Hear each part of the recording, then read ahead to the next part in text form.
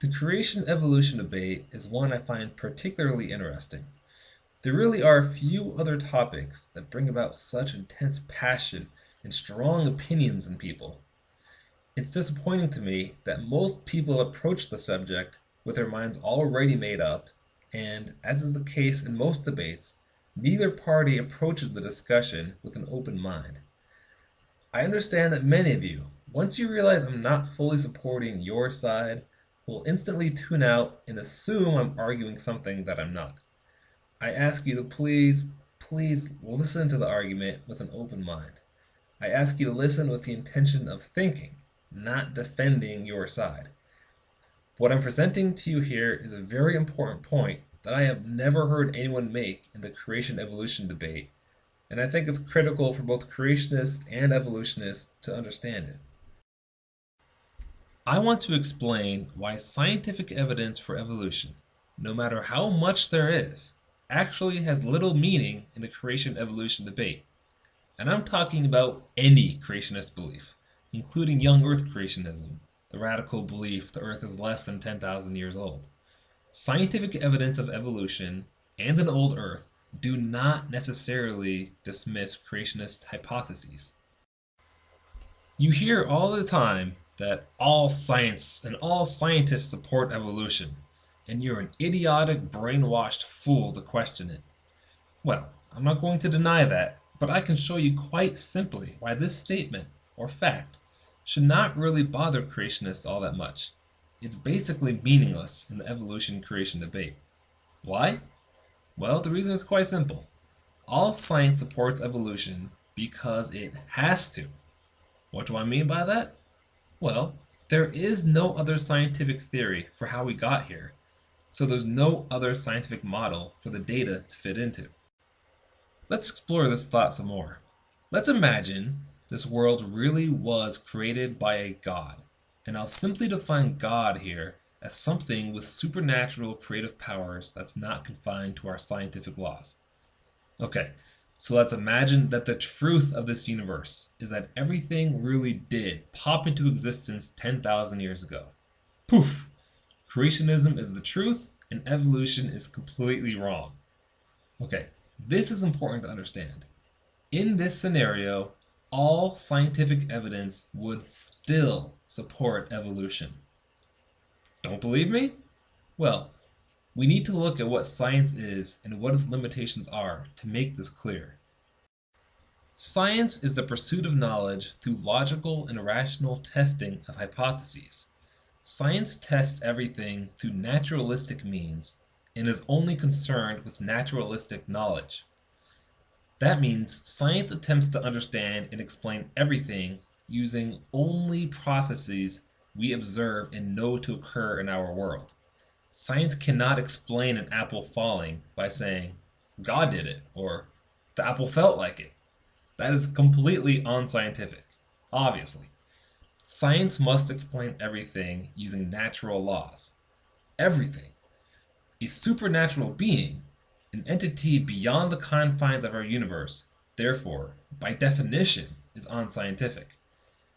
If it is beyond the confines of our universe, it doesn't follow our scientific laws, so it obviously cannot be tested scientifically, so it is 100% unscientific. Likewise, a universe popping into existence by the hand of a supernatural being is also unscientific. Even if it's true, if the universe really did suddenly appear by the command of a god, it is still unscientific. What's critical to realize here is that unscientific is not necessarily equivalent to untrue or wrong. It simply means it cannot be tested and evaluated using the scientific method. So no creationist should be dismayed by all science supporting evolution. Again, science supports evolution because it has to. Scientists currently have no other scientific framework, no other explanation for how human beings and all other life forms on this planet came to be in their current form. What's the alternative?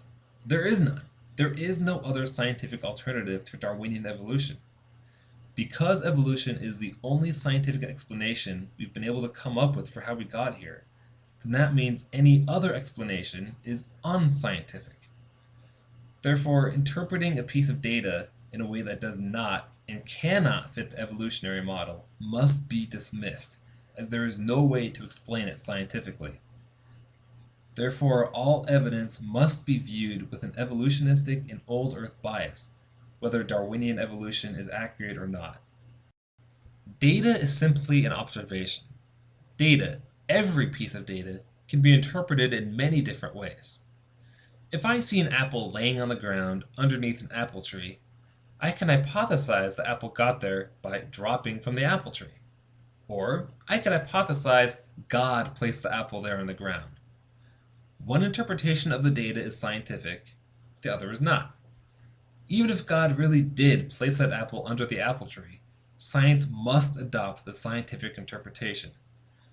Only certain interpretations are scientific, but any piece of data, any observation, can be interpreted to support any number of hypotheses. Even flat earth believers can find evidence for their belief. It just so happens there is a multitude of data that contradicts the idea of the earth being flat, and therefore the idea is rightly thrown out. The point is, it all comes down to interpretation of data. Any interpretation of data that points toward a young earth, or any point of instant creation, would automatically be considered unscientific and dismissed.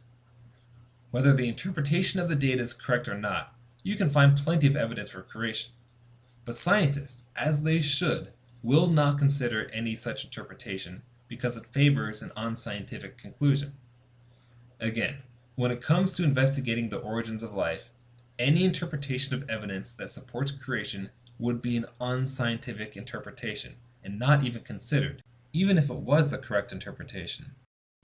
In conclusion, let me just say, I have no idea how we got here. This video is not meant to argue creationism is right or evolution is wrong. All I'm doing is simply pointing out an important piece of understanding that I believe everyone should understand. I think both creationists and evolutionists would benefit by understanding this point. If you disagree with me, please make sure you actually understand what I'm saying before commenting. Again, I'm not attacking either side, and I'm not defending either side. I'm simply trying to add a different perspective into the debate. Thanks for listening.